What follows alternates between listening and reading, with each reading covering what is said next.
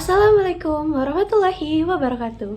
Hai semuanya, perkenalkan nama saya Fadia Dela Kusmayadi dengan NIM 50 2023 045. Di sini saya akan mempresentasikan makalah saya dengan mata kuliah Kapsel Hukum Pidana yang diampu oleh Bapak Dr. Hasanul Khan, SH.MH. Di sini saya akan menjelaskan dengan judul Tindak Pidana Terorisme dalam Perspektif Hak Asasi Manusia, Analisis, Delik, Kausalitas, Niat Jahat, dan Tantangan Keseimbangan Penegakan Hukum dengan Asas Non-Retroaktif. Latar belakang. Apa yang dimaksud dengan terorisme? Terorisme adalah extraordinary crime yang mengancam stabilitas nasional, keamanan publik, dan hak asasi manusia. Tantangan utama menyimbangkan penegakan hukum dengan perlindungan hak asasi manusia, termasuk isu asas non-retroaktif. Penanganan di Indonesia diatur dalam Undang-Undang Nomor 5 Tahun 2018. Rumusan masalah. 1. Pembuktian unsur delik, kausalitas, dan mens rea dalam perkara terorisme. Kedua, batas dan pengecualian asas non-retroaktif serta dampak terhadap hak asasi manusia.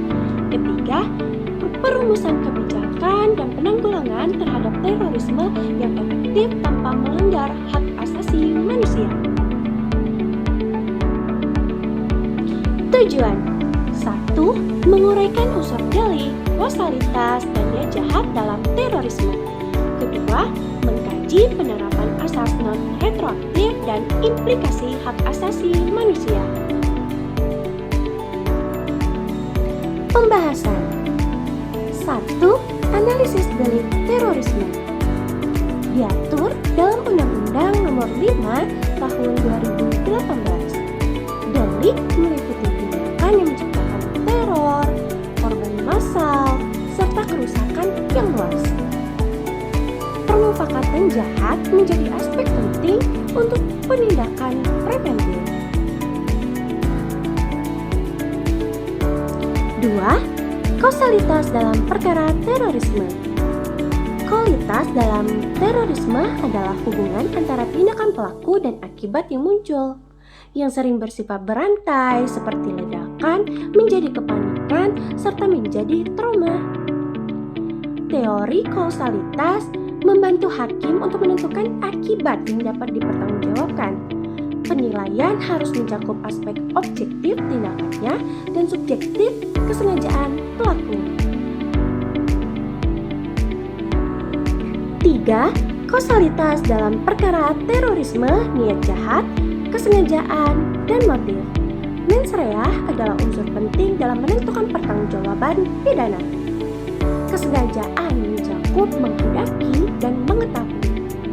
Dalam terorisme, pelaku umumnya memiliki niat jelas untuk menciptakan ketakutan yang mengguncang negara. Pembuktiannya harus hati-hati dengan melihat bukti komunikasi, pendanaan, pelatihan, dan ideologi agar sikap batin pelaku terbukti secara objektif dan tidak berdasarkan asumsi.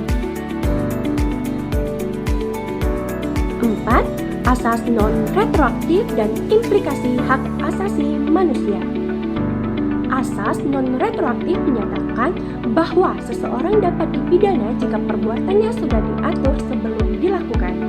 Asas ini penting untuk menjaga kepastian hukum agar tidak mencegah kesewenang-wenangan negara. Namun, dalam kasus terorisme muncul perdebatan mengenai pengecualiannya. Beberapa putusan menerobos asas ini demi keadilan materi. Tetapi langkah tersebut harus sangat ketat agar tidak melanggar hak asasi manusia dan prinsip rule of law. Pengaturan dalam KUHP baru memberi ruang pengecualian sehingga penerapannya harus tetap menjamin keadilan dan perlindungan hak asasi manusia. 5. Keseimbangan penegakan hukum dan perlindungan hak asasi manusia. Penegakan hukum terhadap terorisme harus menjaga keseimbangan antara efektivitas penindakan dan perlindungan hak asasi manusia. Korban sering belum mendapatkan perlindungan memadai, sehingga kebijakan harus lebih pro kepada korban. Selain itu, penanggulangan terorisme membutuhkan koordinasi BNPT, Polri, dan Komnas HAM agar tindakan hukum tetap efektif sekaligus menghormati hak-hak dasar.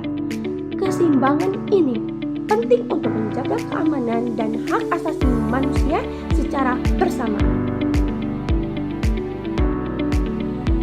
Kesimpulan, tindakan pidana terorisme adalah kejahatan luar biasa yang membutuhkan penegakan hukum yang tegas namun tetap berlandaskan hak asasi manusia.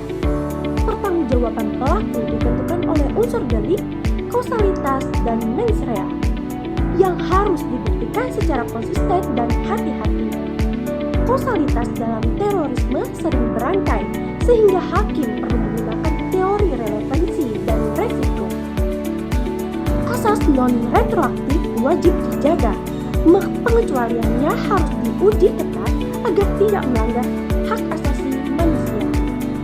Penanganan terorisme juga harus menyeimbangkan keamanan dan perlindungan korban serta koordinasi antar lembaga agar penegakan hukum tetap efektif dan menghormati hak dasar.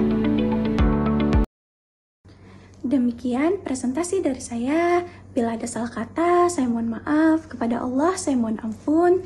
Akhir kata, wassalamualaikum warahmatullahi wabarakatuh. Terima kasih banyak. Sampai jumpa. Bye-bye.